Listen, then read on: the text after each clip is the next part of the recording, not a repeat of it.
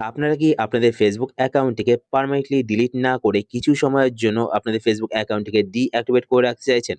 তো আজকের ভিডিওতে আমি আপনাদের দেখাবো 2026 এ কিভাবে আপনারা আপনাদের ফেসবুক অ্যাকাউন্টটিকে কিছু সময়ের জন্য ডিঅ্যাক্টিভেট করে রাখবেন এবং ডিঅ্যাক্টিভেট করার পর কিভাবে অ্যাক্টিভেট করবেন সেটাও আমি আপনাদের বলে দেবো। তো আপনার ভিডিও শেষ অবধি দেখুন। তো কিভাবে ডিঅ্যাক্টিভেট করবেন সেটা দেখানোর আগে আপনার কাছে ছোট্ট রিকোয়েস্ট, আপনি যদি এই চ্যানেলে নতুন হয়ে থাকেন তো চ্যানেলকে সাবস্ক্রাইব করে রাখুন। আর ভিডিও দেখার পর যদি আপনার ভিডিও হেল্পফুল হয়ে থাকে তাহলে অবশ্যই এটি লাইক করে দিন। তো ফেসবুক অ্যাকাউন্ট ডিঅ্যাক্টিভেট করার জন্য আপনারা আপনাদের ফোন থেকে ফেসবুক অ্যাপ্লিকেশনটি ওপেন করবেন। ফেসবুক অ্যাপ্লিকেশন ওপেন করার পর এইবার আপনারা ডান দিকে এখানে প্রোফাইলের আইকন দেখতে পাবেন। তো প্রোফাইল আইকনে ট্যাপ করবেন। প্রোফাইল আইকনে ট্যাপ করার পর এইবার আপনারা বাঁদিকে এখানে ৩টে লাইন দেখতে পাবেন। তো আপনারা ৩টে লাইনে ট্যাপ করবেন। ৩টে লাইনে ট্যাপ করার পর এবার আপনারা নিচের দিকে স্ক্রল করবেন।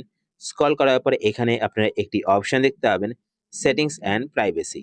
তো আপনারা এই অপশনটিতে ট্যাপ করবেন। এই অপশনে ট্যাপ করার পরে এইবার আপনারা এখানে একটি অপশন দেখতে পাবেন, সেটিংস। তো আপনারা সেটিংসে ক্লিক করবেন। সেটিংসে ক্লিক করার পরে এইবার আপনারা এখানে একটি অপশন দেখতে পাবেন, অ্যাকাউন্ট সেন্টার। তো আপনারা অ্যাকাউন্ট সেন্টারে ক্লিক করবেন। অ্যাকাউন্ট সেন্টারে ক্লিক করার পরে এবার আপনারা নিচের দিকে আসবেন। নিচের দিকে আসার পরে এখানে আপনারা একটি অপশন দেখতে পাবেন, ম্যানেজ অ্যাকাউন্ট। তো আপনারা ম্যানেজ অ্যাকাউন্ট এই অপশনটিতে ক্লিক করবেন। এই অপশনে ক্লিক করার পরে এবার আপনারা এখানে দেখতে পাবেন ফেসবুক।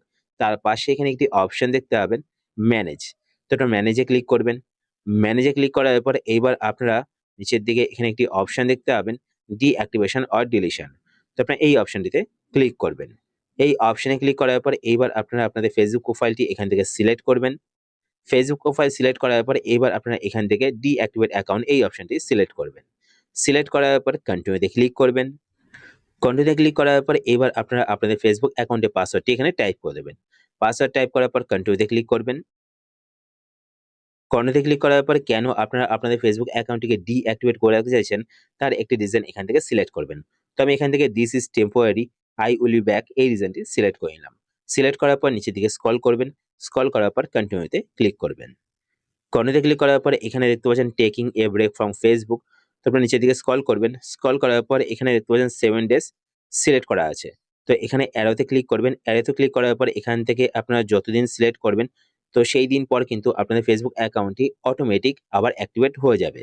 যদি আপনারা 7 ডেজের বেশি দিনের জন্য আপনাদের ফেসবুক অ্যাকাউন্টটিকে ডিঅ্যাক্টিভেট করে রাখতে চান তো সেই ক্ষেত্রে এখান থেকে ডোন্ট রিঅ্যাক্টিভেট অটোমেটিক্যালি এই অপশনটি সিলেক্ট করবেন। সিলেক্ট করার পর ডানে ক্লিক করবেন। ডানে ক্লিক করার পর কন্টিনিউতে ক্লিক করবেন। কর্নারে ক্লিক করার পর এখানে দেখতে পাচ্ছেন কনফার্ম টেম্পোরারি অ্যাকাউন্ট ডিঅ্যাক্টিভেশন। তারপর নিচের দিকে স্ক্রল করবেন। স্ক্রল করার পর এখানে ডিঅ্যাক্টিভেট মাই অ্যাকাউন্টে ক্লিক করবেন। তো আপনার ফেসবুক অ্যাকাউন্টটি ডিঅ্যাক্টিভেট হয়ে যাবে। এবার আপনাদের ফেসবুক অ্যাকাউন্টটিকে পুনরায় আবার আপনারা অ্যাক্টিভেট কিভাবে করবেন?